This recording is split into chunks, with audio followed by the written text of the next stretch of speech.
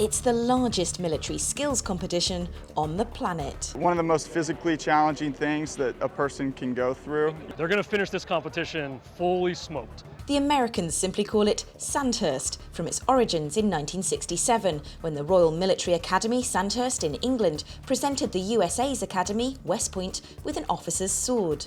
It was to be used as a prize for a competition to promote military excellence.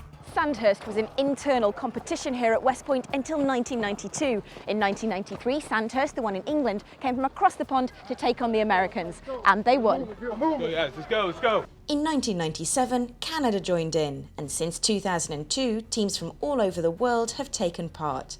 It all begins here with a relay race that will determine the starting order for the main event. 3, 2, 1.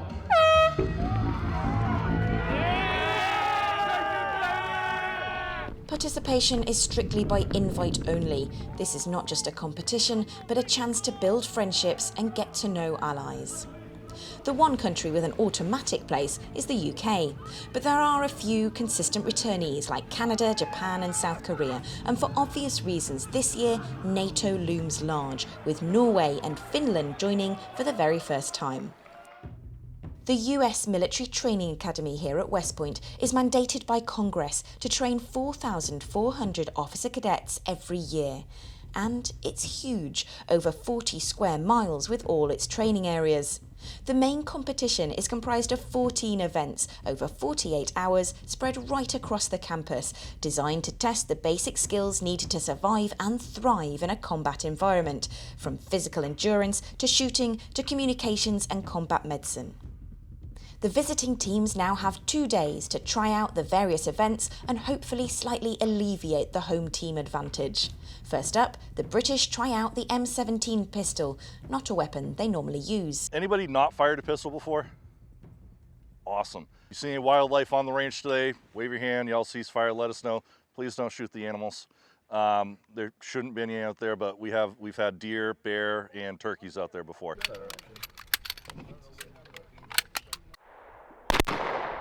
It's really fun actually, because they're drop when hit, so you can see when you've hit all the targets and you've got about 6 in front of you, so it's quite good fun. The targets are better than ours then? They're better. They're also 3D, and ours just kind of just figure 11 and figure 12 targets, which is good, and they can tell you where you're hitting, but these are pretty cool.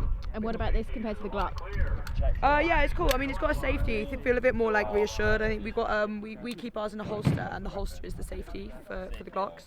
Whereas this, you've got a safety on the side, so it only gives you a little bit more sort of reassurance.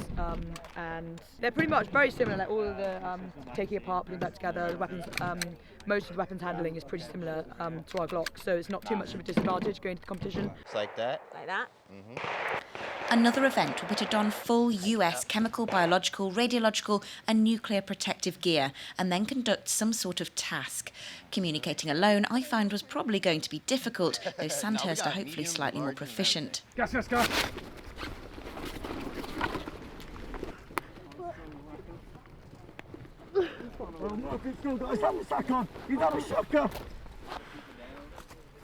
Whilst wearing the kit, the teams will need to tie knots and at speed. So having mastered the outfits, it was then time to try tying. Up the hole, around the tree.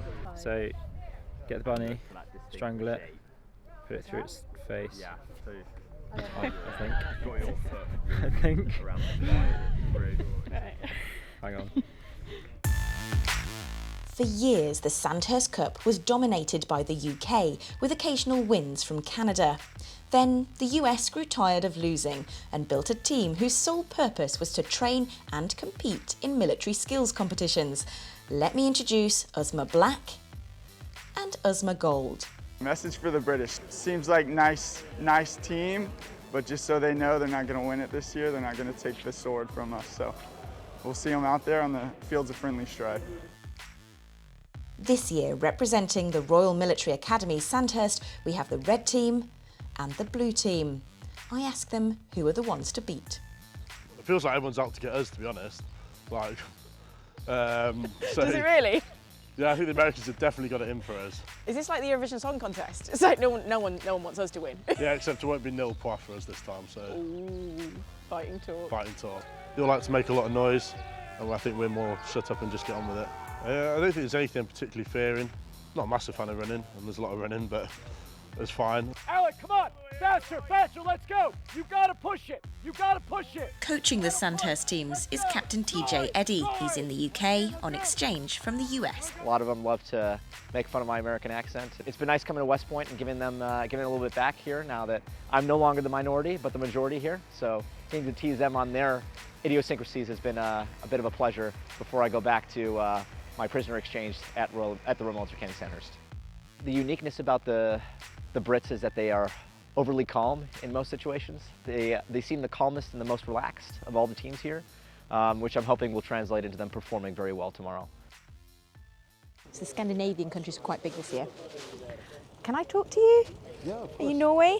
No, I'm Denmark. Denmark, sorry, Denmark and Finland. Right. Okay. How are you guys doing so far? Doing good. Who are your closest contenders? Well, we have a kind of a Scandinavian battle going on. So we're friends, but we also want to beat each other. That's the way it should be, right, Finland? So. People take this very seriously, don't they? No, I don't think so. At least the Nordic countries, because we know that we are not going to win this competition, and it's much more to be together here and cadets meet each other and have a good time together. We've been training pretty hard. We're not super sure what we're going to do on the military side, but on the physical side, we're super confident. Yeah, we're very, very good at CrossFit, so everything that's lifting weights, we're pretty good. Is there a secret weapon in here somewhere? Oh my gosh, who's your... he's right here. Is he right here? Yeah, he's right What's there. your name? Gabriel.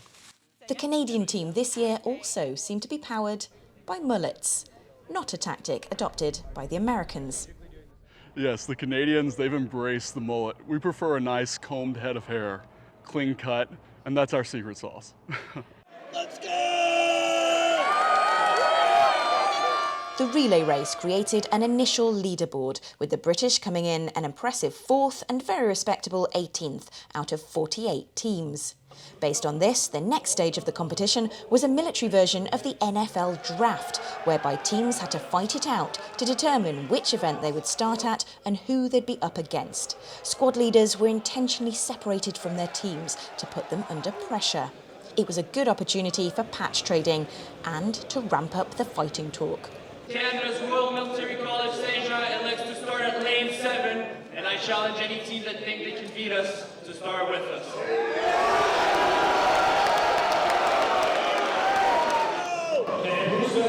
Royal Danish Military Academy will compete with the Finns in lane 2, and to Sweden, Skåne is Danish.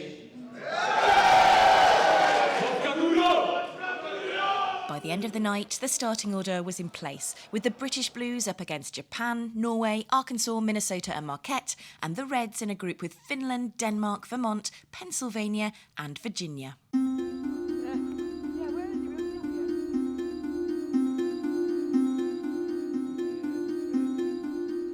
It's 6:30 a.m. Everyone's in their starting positions, looking a bit nervous.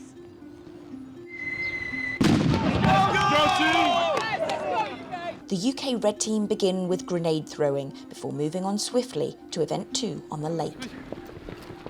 Welcome to this lane. How are we all doing? Great. We're good? Great. All right, super. This is the Zodiac lane. We're replicating Operation Pegasus on this one. You're going to pick up two team members that are behind enemy lines. Come on!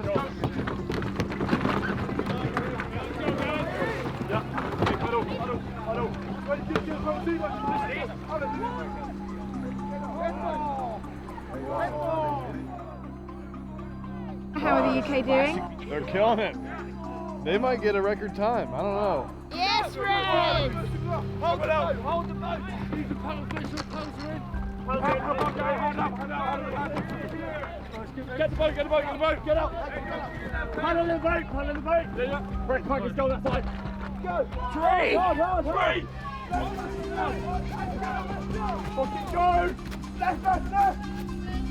Come on, now go! Left, right, left, right! Left, right, left, right, left, right, left, right! 3, 2, 1, They must run between each event. Getting to the next location fastest earns them time bonuses. So absolutely phenomenal performance, okay? Make sure you maintain your momentum. That champion mindset that you all have demonstrate it here, and continue to push. You guys are doing amazing. I love it. All right, keep up the good work.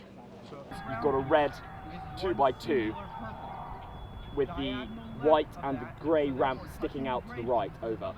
The communications event sees the teams passing messages across a sports pitch in order to build a small Lego construction.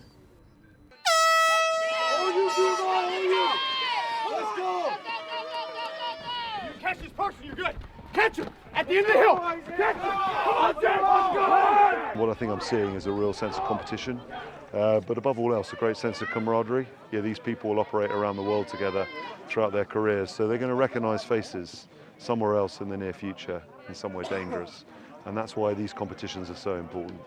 It's very easy going through officer training, I know personally, to get very stovepiped in, solely focused on my future in my service, my country. This is a real eye-opening event that no matter what you do in your career, you are not going to do it alone. You are going to have partners. You're going to have the joint force, whether that's American, Canadian, the UK. You're never going to operate alone.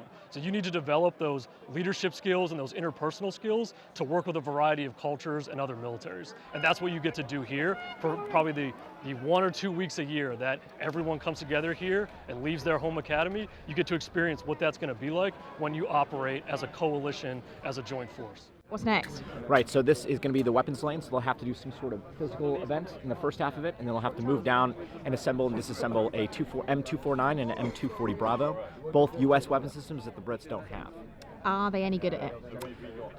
They've had more training than they have in previous years, but I think this is going to be a big challenging lane for us. You've helped them out quite a lot here, right? That's correct. We were able to get them up to a U.S. Air Force base in the UK and get them some hands-on on the weapon systems, which they haven't been able to do in previous years. Oh, so this should be okay. They're still going to win. The line, your weapon's just here. Get that box stock and trigger off straight away. All the parts into the box, bar the bolt. Unbeknownst to the competitors, some of this was to be done blindfolded. Let's go, grab those kettlebells and run! Grab those kettlebells and run! Let's go, drive! Give it your all! No mishaps so far.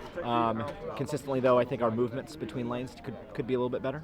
We'll see how it progresses the rest of the day because it's a marathon, not a sprint. So as the other teams get tired, I think our team has the resiliency to be able to push through and start getting that first place moving between lanes later in the day. Yeah, basically you want them to speed up between. Yes. Yeah. Have you told them that? They're well aware. There it is. Good.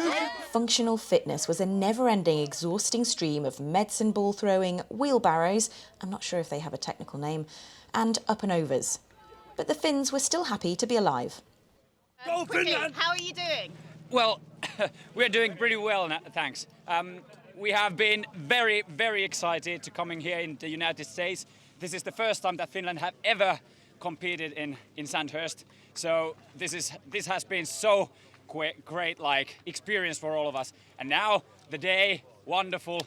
So we just keep going. Are you beating Denmark? Absolutely we are, in all the Scandinavian and Nordic countries. You're going to win. You're going to beat all of them, are you? We try to. We try our best. Good luck. Good luck. Good luck. Good luck, Finland. We need to get him loaded onto a stretcher. Good to go and cheat for hypothermia. Stretcher's ready. After testing their combat medic skills, the officer cadets launch into a 9-mile tab, or ruck in American speak, before 2 team members embark on night navigation. Having dropped back into 10th place, the red team storm the night nav, bringing them back to 7th. They begin day 2 with the assault course.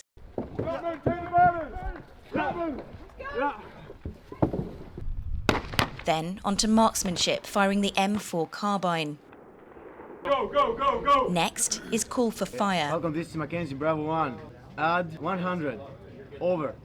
UK red, over. Teams are split, with half calling in fire and the others firing in West Point's simulation centre. Make ready!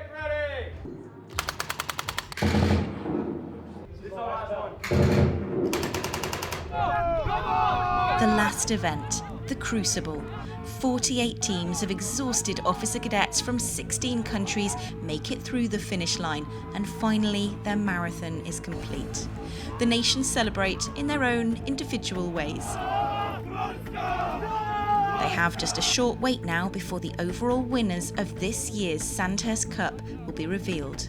Are you alright? Yeah, I'm good. Well done. The Allies gather in the largest mess hall they've probably ever been in. West Point feeds its 4,400 officer cadets here at the same time each day, and it's pretty impressive.